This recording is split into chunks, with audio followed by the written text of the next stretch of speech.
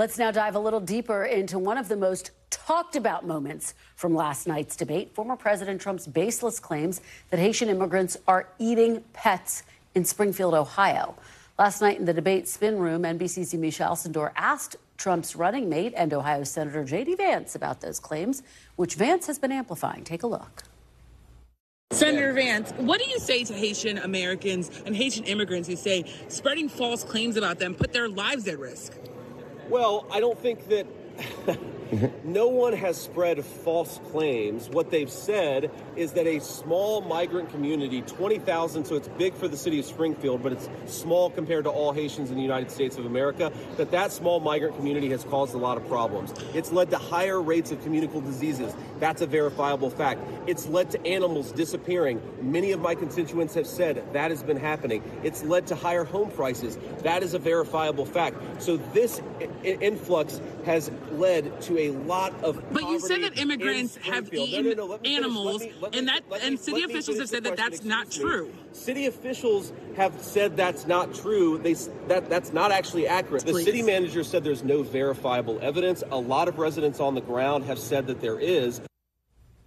Now, in recent years, more than 15,000 Haitian immigrants have settled in Springfield, Ohio, filling jobs and boosting the economy, but also straining local resources, which has created tension in the community.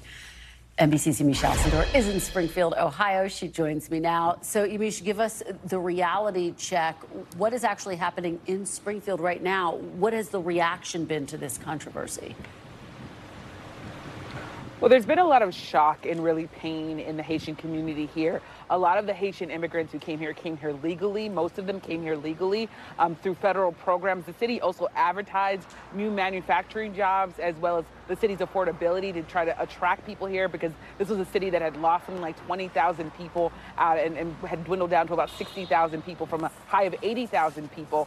So this was really a place where they felt like we're going to welcoming them. But now there are some residents who say that they really don't like the change. I talked to one man who said that he doesn't like the cultural changes. He doesn't like the idea that there are people here that are changing the racial makeup of this city, saying that the city's sort of lost. He also said that there were, in his mind, claims that there were stray cats missing, and sort of had this idea that maybe Haitians were abusing animals. Of course, city officials have said there's no evidence of that. And Haitian migrants, they're people who are fleeing violence, gang violence in their country. So they were already traumatized when they got here. And I'm hearing that they're just even more traumatized by this back and forth, and are really saddened that former President Trump, someone who they say is seeking the highest office of the land, is really giving any kind of oxygen to what really is a baseless accusation.